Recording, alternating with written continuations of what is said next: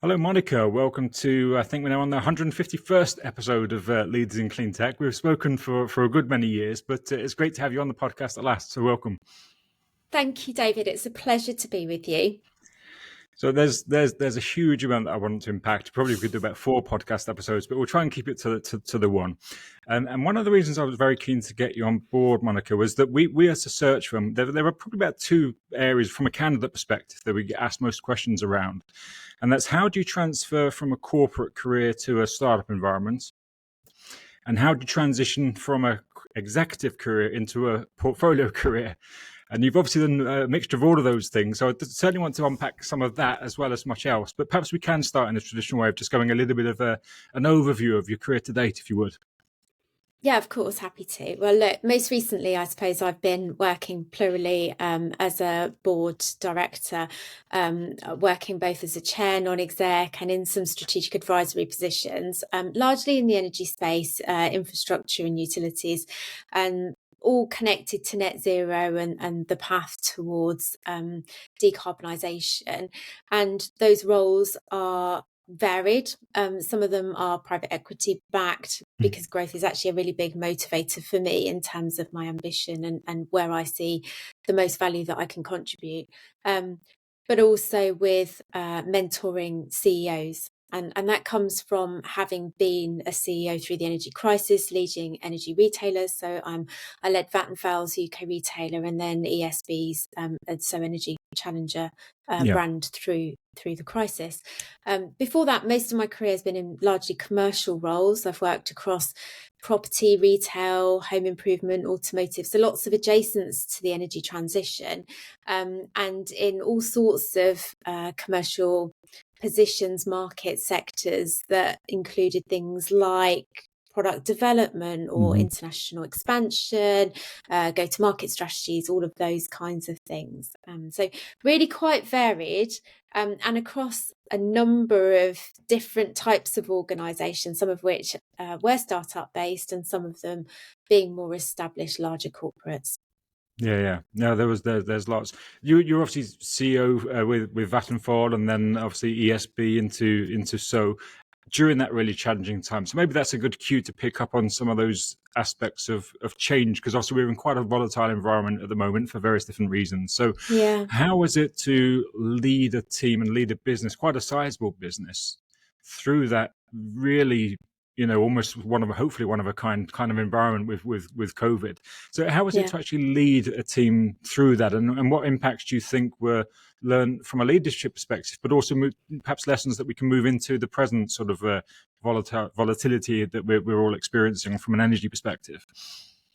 Yeah, I think increasingly we are operating in what we call this sort of VUCA environment or VUCA environment, where we've got more volatility, more uncertainty, more complexity and more ambiguity in the way in which operations are navigating things. And particularly, we had the energy crisis, the cost of living crisis, changes in government. So this sort of geopolitical landscape makes it a little bit more challenging. And I think, if there's one thing that investors hate, it's uncertainty. And Absolutely, we all know that. But from an operational perspective, what you're trying to do is essentially flex resilience in organisations. And how I think you do that best is by having a strong culture where there is alignment, where organisations understand that there is a common sense of purpose, and that people are really clear about the role in which they have within delivery of that purpose. And it doesn't mean that you can't be agile, and it doesn't mean that you can't flex or change. But at its core, you have to have clarity and clear communication that enables you to take people on that journey with you. And I think my lessons from the energy crisis, look, it was incredibly challenging for not just leaders, but also for people on the front line who were accepting phone calls from people in desperate situations. More than 10% of the country was in fuel poverty and struggling to pay their energy bills. And that translates into a lot of fear and people looking for answers. And there just weren't any. And at a time where responding to, delivering government schemes at breakneck speed and trying to keep the business operating in a way that can sustain more operational burden, and particularly that customer-led burden, I think was a real test on the way in which the organisation had grown and built, because it'd gone, if you remember, that there was a merger between ESB Energy and So Energy, and the two businesses came together very, very quickly. And then also all the dynamic with Putin messing around with energy prices started to happen almost immediately once that integration had happened. So there wasn't much respite for the organisation. And then you throw into, right, we're going to go and deal with an energy crisis for 12, 18 months. And. So we talk about resilience as if it's a thing, but really for me, it's about actually how we bounce back and the way in which our organisations are structured and the culture with which we are bound that helps us to build that resilience. Culture is an interesting thing. We work extensively with a lot of companies around that element of culture, and a lot of those companies are startups, and that in itself has its challenges. But it's a little bit easier to communicate and to maintain a culture when there's 15, 20, 40 of you than when there's thousands of you. So as a CEO of a sizable organization, those things which might seem relatively simple in terms of really clear messaging, really clear North Star purpose of what the business is all about, and the kind of the behaviors that are expected within the organization. How do you instigate, maintain, and filter that down from that CEO position of a large organization when you're far removed in many respects from a lot of the people that are ultimately reporting to you?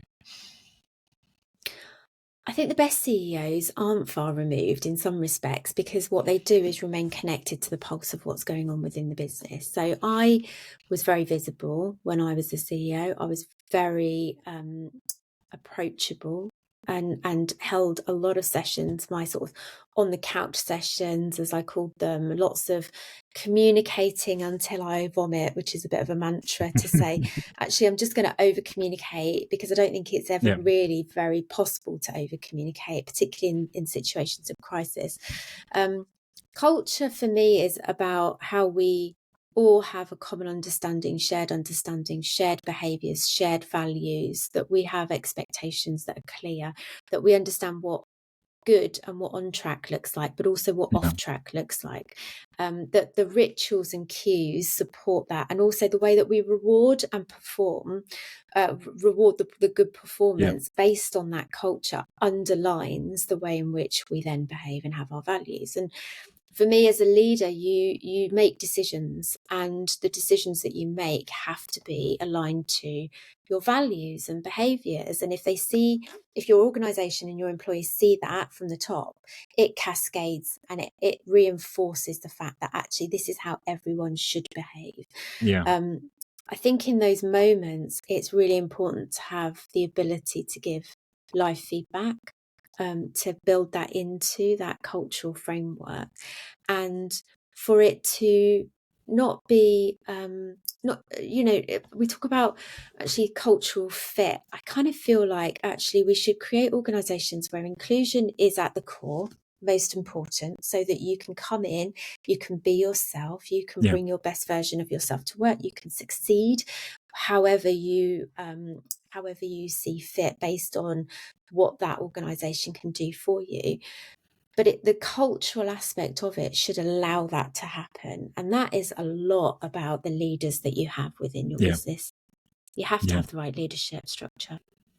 And that's almost the double challenge of moving through crises, because one degree, by definition, you need to be having that kind of strategic view and looking ahead at what's going on and being aware of sort of the broader economic and sort of other challenges that are there. But at the same time, from what you're saying, it's also literally getting down into the weeds and on the sofa and having a dialogue with people. So that must have been and must be really challenging for leaders, all levels, really, to try and maintain both the strategic sort of visionary outlook, but also then be down close enough to hear and see what's going on the ground. I think what's really interesting is that when you're the CEO, it can be quite a lonely job, because you are the only one of your kind, and also you are responsible for everything from managing shareholders, stakeholders, setting the strategic direction, being the figurehead publicly facing as well in certain circumstances. And yet, if the toilets are broken and you've got massive flood issues, or force majeure, whatever it might be, you get all the emails about that as well, and everything in between. You are responsible for everything from the bottom line to making sure that people are accessing properties in the right way, and all sorts of things. And it's such an amazing role. I think I always call it a very privileged position. I think that CEOs have an amazing opportunity to influence the career direction of so many people, that they have the ability to shape, government policy, regulation, influence big decisions, big social, societal issues. But it is lonely. And I think that's where, when you come to look at board structures and having effective boards, if they are created in the right way, they can be incredibly powerful in providing that support to a CEO, as well as the scrutiny and challenge that needs to exist. Yeah. Now, a lot of that obviously is what you're doing at the moment. Just brought me back to a conversation I had with another CEO a while ago, saying that essentially, as a CEO, nobody brings to you the easy problems. They're always the ones that everybody's kicked down the road, and everybody sort of thought, "Oh, I can't deal with that. We're not wanting to touch that," and they all find their way to your path, or to your door, which I guess reflects a little bit of what you said there. It's not the easy stuff that ends up on your doorstep. Well, it's not even, you don't even always get the nice stuff. Good stuff happens and no one tells you, because they either assume that or you're so busy sorting other things out that you're too busy. And I think this is where I love schemes like reverse mentoring schemes, where you actually have people I used to have a reverse mentor from the call centre who would meet with me on a monthly basis and give me a reality check. And it was just a really useful way of understanding, of course, different age generations and what was going on for people within the business, but also, what are they seeing that I'm not seeing? And what do I need to know? And I would always start with, tell me what you think I need to know that I probably don't. Yeah. I mean, that walking the floor is incredibly important. Lots of great leaders have written and talked about it, but it is a really tough thing to do on a day-to-day basis when you do have all of these issues to contend with, all of these problems to your door, and all of the sort of the navigating the ship on the sort of to deal with as well. The reverse mentoring is interesting, so perhaps you could share a little bit more, not just on that, but in terms of how that culture within different generational aspects of, say, people at different stages of their career, different ages, and different levels of responsibilities, but all can contribute to the the well-being and to the success of an organization. But it's not easy to set those things up. From experience, and from, again, some of the senior HR people that sort of often manage kind of these things, it's not always easy to get everybody's buy-in and to get people to trust that it's a genuine desire from the CEO or from leadership, rather than a tick box exercise, which often is something that's banded around for a lot of companies. I think you have to demonstrate the value of it, because it's a value exchange. You're giving your time in exchange for valuable insight, essentially, and something has to come out of it. It has to create a moment of clarity or an opportunity to develop something that's going to lead to something bigger. And sometimes it's not even that. Actually, you have a conversation, it can be a really small thing, but a really impactful thing. We have lots of articles that have been written about Gen Z and how lazy they are and how they don't want to come into the office, and all of these misnomers around hybrid working, etc. And I think generationally, the workplace is evolving. It changes as generations go through, and we have people coming into the office post-COVID in a way that has in itself evolved and changed the nature of what work means for them. So if we try and force upon them a workplace that has not evolved with them, they won't be happy, and they will vote with their feet. And some organisations will be better at it than others. And those organisations that are startups that are being created by this next generation will be more innovative and open and creative. And that's not to say that everyone needs to work from home and never come into the office and never see each other. But actually what we do is redefine what coming into the office means. Does it mean we come in and sit on a Teams call for 8 hours of the day and ignore each other and only just have a cup of coffee, every two hours or whatever it is when we're past each other in the corridor. No, people are wise to it. Actually, if they're going to come in for meaningful interactions, and how much of the world of work is based on relationships and socializing and networking and all of those things that perhaps through COVID, people that entered the workforce during that time experienced in a different way. Yeah, I think that's one of the big challenges.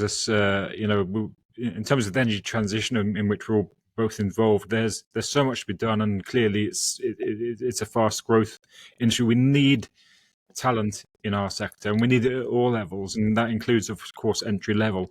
And that is one of the challenges, I think, when you bring in people into an organization that haven't had the experience of working in a corporate environment or in a social environment where there may, various different levels of politics or whatever might happen to exist. But you learn these things when you and I have learned those things through various parts of our careers. But it's really tough, I think, for younger people who haven't perhaps been through that to work from home and miss a lot of those social cues and business cues that you don't get in the office. So I've certainly, I think, over the last 2 or 3 years, switched from an entirely remote to a much more hybrid way that we have within Hyperion. But it's also something we've been talking about and working with a lot of our clients on is finding that right balance that fits for you and your team.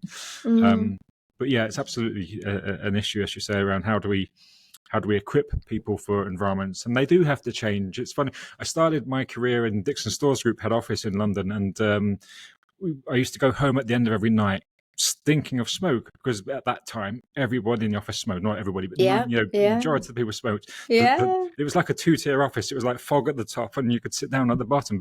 And now you'd think that's just so incredibly impossible almost, but it happened. So that sort of I know there's different reasonings, but big changes do happen, and workplaces do have to evolve.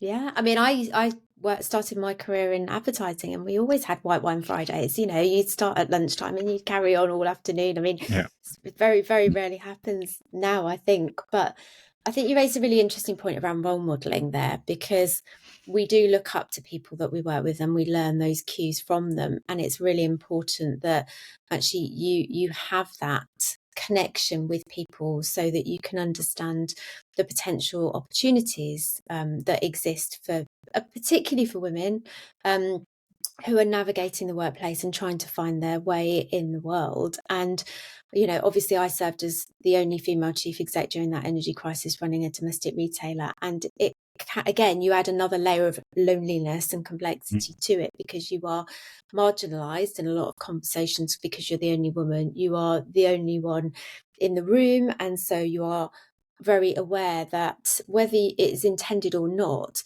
you almost have the whole weight of womankind on your shoulders, because you're there and everyone's looking at you. And all of these women that are aspiring to be female leaders are going, well, actually, she can do it. That means I can do it. And we then talk about things like limiting beliefs, imposter syndrome, all of that stuff. And what holds us back quite often is ourselves, rather than based on the environments that we're in and the circumstances we find ourselves in. And so making sure that we send the elevator back down, that we provide support and opportunities for people who follow us. And that's not just women, but everybody, but particularly those who are more marginalised, and demonstrating that it's possible. And I just find it really interesting that even though it was never my intention to sort of become a bit of a role model, I sort of have accidentally, just because I was there and people needed that. And so for all leaders and all CEOs, I would say the world is watching, the next generation is watching, and they're looking at how you are making decisions and how you are behaving. And they are learning from that. Yeah, it's powerful, as you say, and it's a position that comes with a great deal of responsibility. Yeah. But privilege, as you say, but also responsibility. Yeah, it's like Spider-Man. It's a good to jump slightly aside back into, I guess, the energy transition that drives and motivates us both, and the businesses that we work for. Let's take a view of, actually having been the CEO of utilities on the retail side, or the energy side. We still have the war in Ukraine, and we still have other issues around energy. We've got more so now, obviously, so with what's going on in the US that's having an impact. But how do you see, or what do you see as the biggest challenges for the energy, certainly in Europe, so should we focus on for the moment, of the energy transition and the evolution of the industry as a whole? What are the things that you're seeing that are most challenging to you in the businesses that you chair or advise? Well, I mean, we've talked about the uncertainty, and that's not helpful. So I won't go there again. But I think there are other things for us to consider, which are, I mean, there are many, but in terms of how we can effectively deliver on the ambition that we have, which is Clean Power 2030 and then net zero sort of slightly longer term, is we have to move very quickly from a position where we stop talking about how we're going to do it and actually just get on and do it and start executing against it. I think that's like the fundamental, and it breaks down into a number of things. And we start to see movement on that, like the connections reforms that were announced yesterday, and how we make sure that we have green skills and that we fill the gap that currently exists to enable us to have access to talent, because supply chain capabilities and how that impacts our ability to deliver is important. I think that there is also, when we look at the opportunity, so much, because we have amazing innovative businesses popping up that are solving the problems that the world has around flexibility, connection. We have, vulnerable customers who desperately need solutions that enable them not to be left behind in a just and fair energy transition.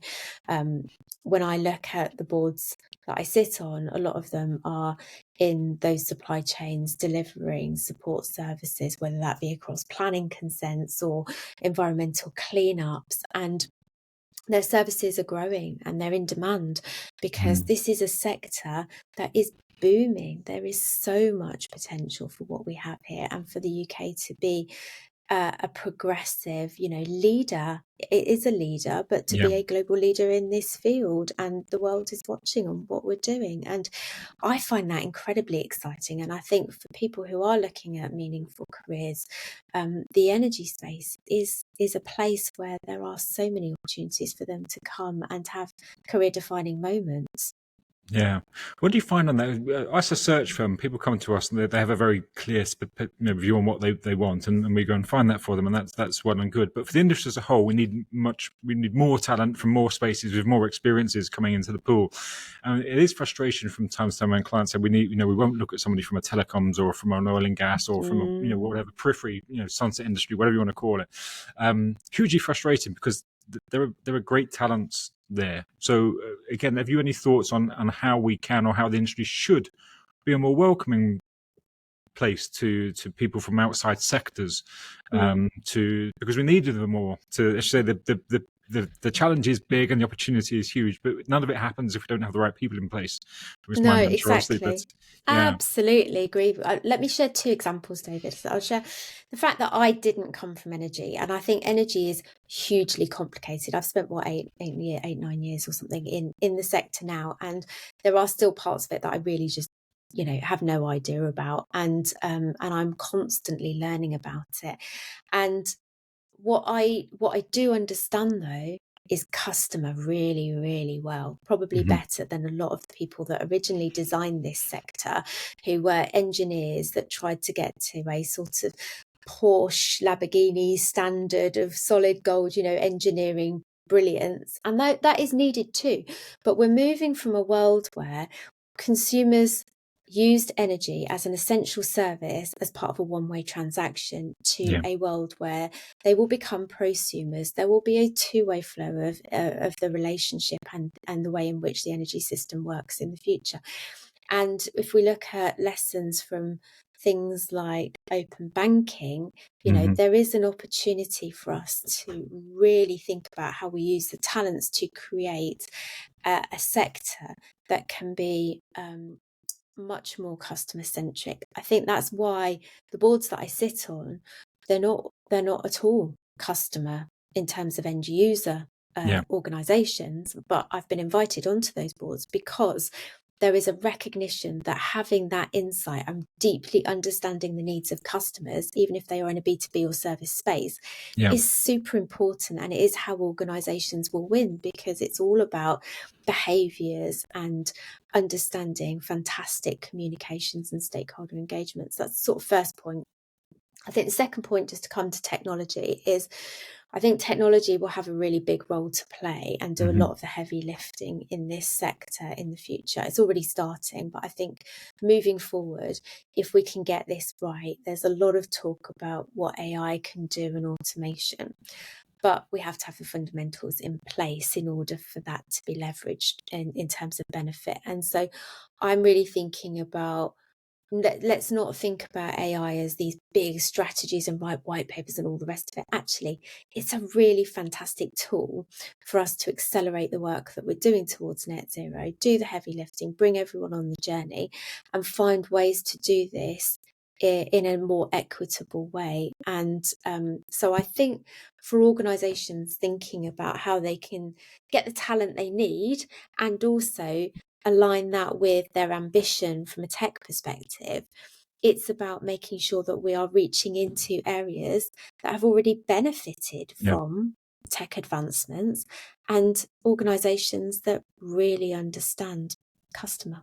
Yeah, which is fundamentally the case, isn't it? And that sort of, whatever you refer to as user experience, customer experience, is essential in every aspect. And I think sometimes that's a challenge for some of the sort of startups that you perhaps cross paths with, and we certainly do, is that often they're founded by hugely intelligent engineers or computer scientists who are essential for building these products and services and solutions. But again, the challenge is if nobody in the leadership team has that customer experience or the user experience from that perspective, it can be very challenging to actually grow the business. And that's again part of that diversity of, first of all, of the leadership team and an executive level, but then obviously the support that people like yourself and others give from an advisor and from a board level. I think that's something that's essential, and perhaps leads us, segues us nicely into looking at sort of the board roles that perhaps you're involved with. Before sort of leading into that, going back to one of my original points or questions, how and when did you decide to transition to this sort of plural environment from you could have jumped in and been a CEO somewhere else, no doubt, but at what point did you decide, actually, I want to transfer my skills and my experiences and have a different way of life, a different career for myself? How and where did you go about that?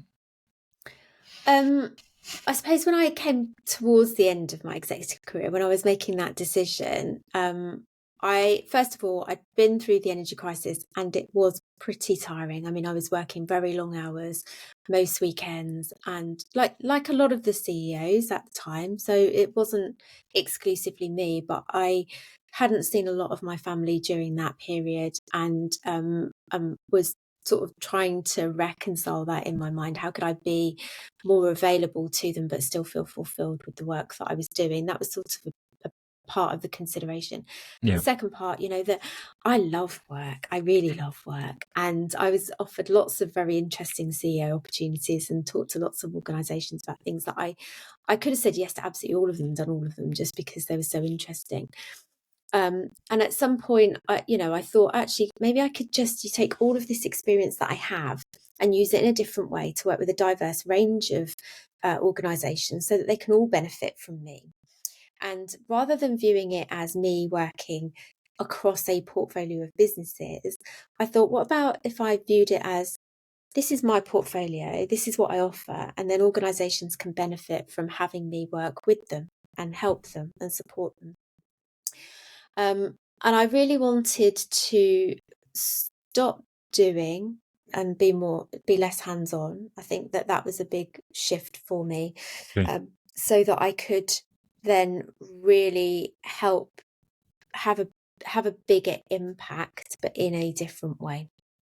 And sorry, go on. That's quite a challenge, I think, when you've been so hands-on and by necessity and involved in almost every decision as the CEO, to suddenly, from people that we speak to and we've worked with, to find yourself in an environment where you have to be, not entirely hands off. Of course, there are times when you still have to get your sleeves rolled up in a startup, even when you're an advisor, as you well know. But generally, you have to be much more through rather than on in those sort of environments. Was that something that you might have intellectually acknowledged, but in day to day? Did it take time to really grasp that, or to find that as second nature?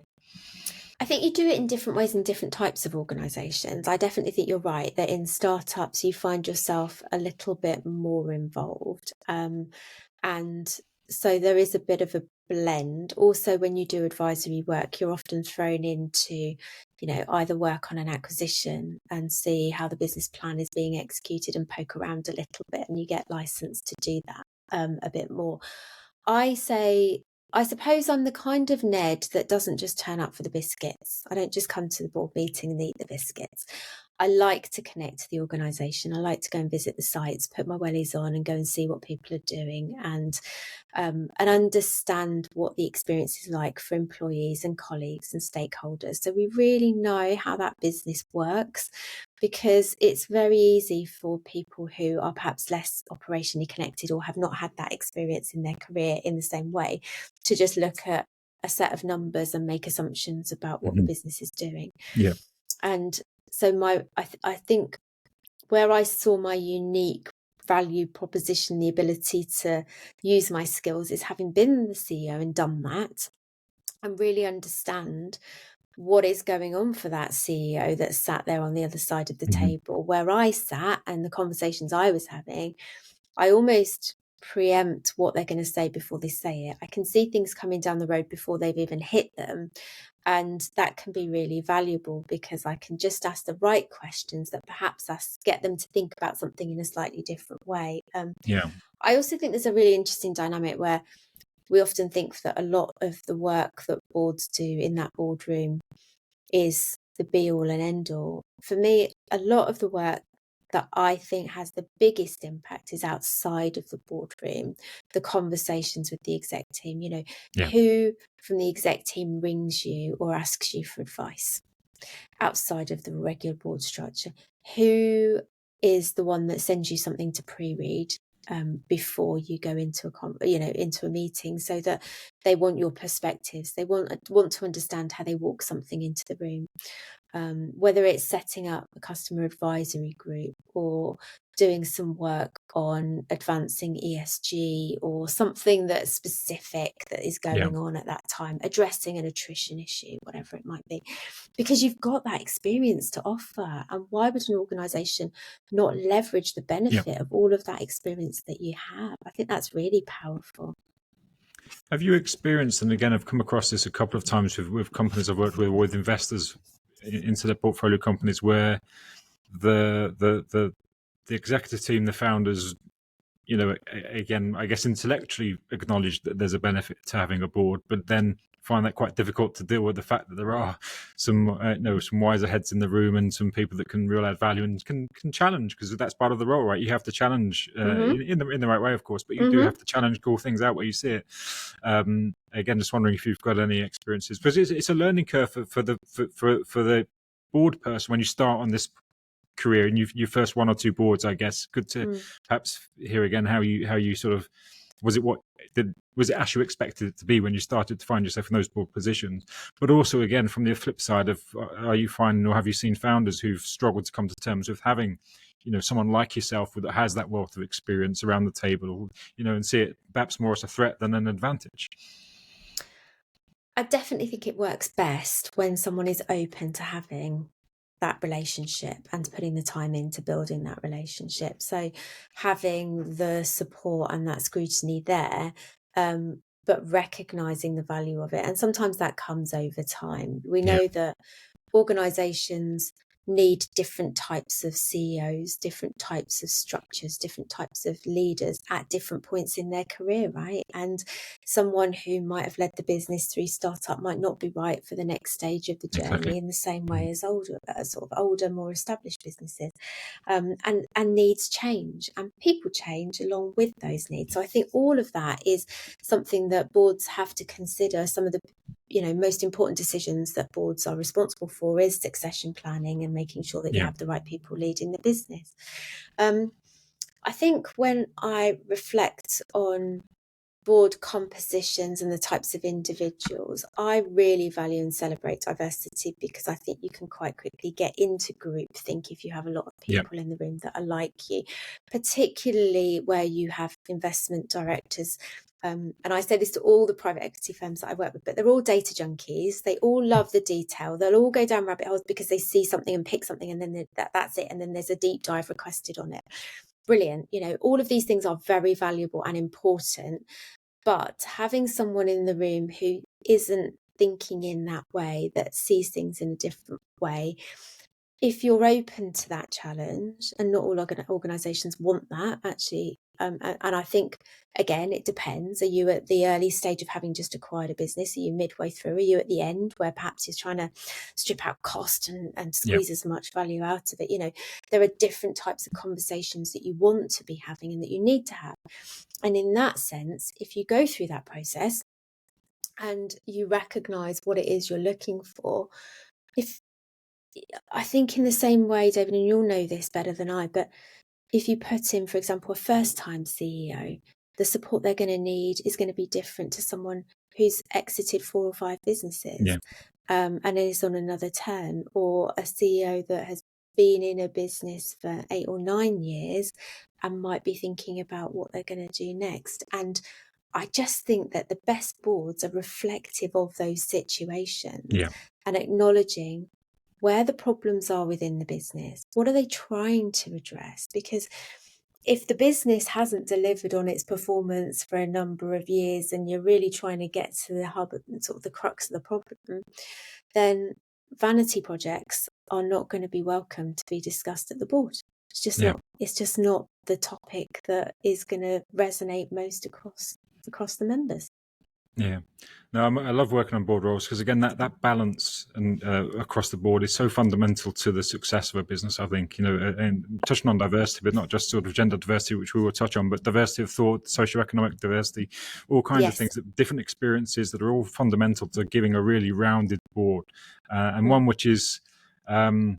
And we work most on independent chairs, as you well know, where you are exactly that. So it's easier to get on the side of the CEO when you're not, clearly you've got investors to please, and quite often it's an investor that instigates the hire, but still you're an independent chair, and you have all sides on your sort of on mind, essentially, as you're going through these things. But then there's the makeup of the rest of the board as well, and I think that's something where diversity is really important. And clearly there are some things which are obviously amiss, more obvious to spot things like gender or ethnic diversity, because just visually it's easier to see. But there's lots of gaps, I think, among sort of, say, social economic backgrounds and different industry experiences that we touched on much earlier on. Diversity is really important to you, and we'll touch on the powerful women thing, if we may, in a moment. But just again, how do you see the broader definition of diversity and its importance, and how do you see that starting to play out in the industry? Are we making any progress on this, or is it obviously a lot of the numbers are still not very positive when it comes to certainly gender diversity? How are you seeing this? Are we making ground, and if not, what do we need to be doing about it? So as a general observation, when you look at the numbers, like, progress has been made, and we definitely have more awareness and visibility of women in leadership positions and growing into middle management as well. And we see commitments from organisations to achieving gender equality, diversity, however you prefer to frame it, but also closing the gender pay gap, importantly, because we've been reporting on this for a really long time. But I suspect that we're probably at a point where all of the low-hanging fruit has been exhausted, and now it's the really tough stuff that's going to make the difference. We've got 5 years to 2030. The Powerful Women's Energy Leaders Coalition have committed to achieving 40% representation by that point. We've got 5 years to go. It's not long, is it? How are we going to do it? I mean, there is so much opportunity if you look at the green skills gap and the number of employees that are needed to come into organisations in order to deliver the ambition that we have for net zero. It's entirely possible for us to take this and invest in growing our own talent, bringing talent in from other sectors, promoting from within and defining succession planning.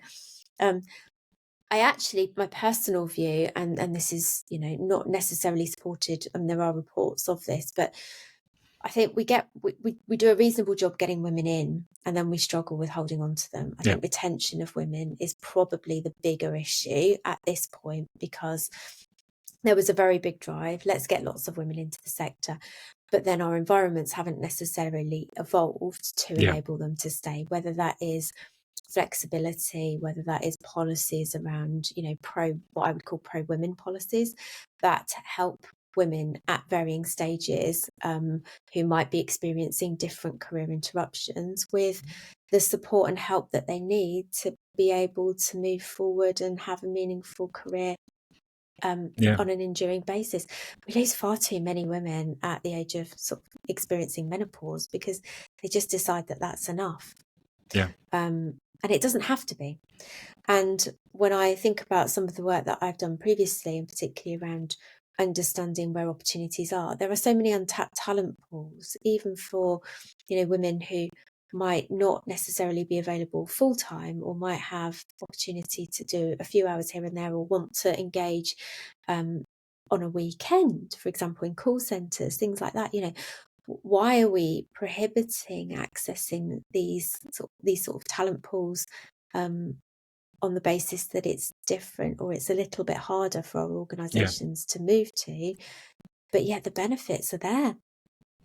It was. I was privileged to speak at a moderator session at the Powerful Women event in London a couple of years ago. I think at the time there was a report around this retention issue, and again, it always staggers me that you by definition, when you're not bringing the full range of people into the industry, you're narrowing the talent pool. But then to bring people in and to lose them, I think, regardless of gender, but specifically on gender, when you bring great people into a business and you lose all that experience and lose all those skills and lose all of that stuff you've invested essentially in those careers, to let it walk out the door through, because it's just easier perhaps to do that than there is to create the environments or the flexible ways of doing things that are required to keep people in roles, and obviously you should say women in particular in this instance. I think it's really interesting when you start looking at the data and you actually start putting a cost on attrition, and so for every 1% that you can improve that, what does that do to your OPEX? And I definitely think that when organisations start flipping it and looking at the cost of attrition and where they see the opportunities with these talent pools, they'll reframe it in their minds. But that for me is one of the big issues, and I hope that over the next few years we can do something to address that. Yeah, it's certainly a big challenge, and as I said at the top, we could do 4 or 5 podcasts, I think, and I feel like we've only just scratched the surface. But really appreciate the time that you shared so far, and maybe we'll do a reprise at some point. But thank you for sharing your thoughts on and experiences and the challenges that you've had so far, and given some insights. But hopefully we will continue the dialogue, I'm sure, in the other parts, and gain some of the experiences of board, maybe in another forum or another matter. But it's hugely important that startups and growth and scale up companies have the experiences of people like yourselves who've led through real challenges, and it's great that you see the way that you can fulfill yourself, and sort of, I know Keith and the various other people that I'm sure you work with are hugely grateful for the work that the advice and the just the sanity check that people, a really strong board, can provide to an organization, because it's tough. It's always tough, right?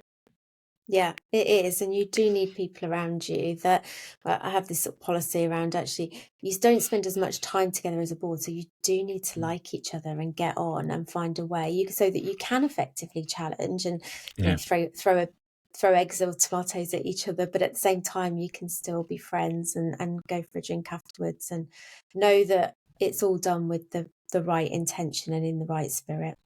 Yeah, absolutely. Well, Monica, listen, thanks very much for your time, and I'm sure we'll catch up soon.